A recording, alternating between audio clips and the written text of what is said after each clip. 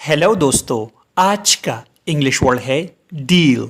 Deal का क्या मतलब है, आइए सीखते हैं आज की इस छोटी सी वीडियो में। डील का मतलब है माहिदा, सौदा, लेन देन। मतलब दो या ज़्यादा परिकेन के दरमियान किसी ख़ास मामले पर बाहमी इत्तेफाक या समझौता। डील।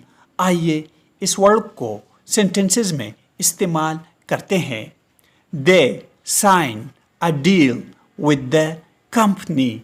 उन्होंने कंपनी के साथ माहिदा किया। This is the best deal we can offer.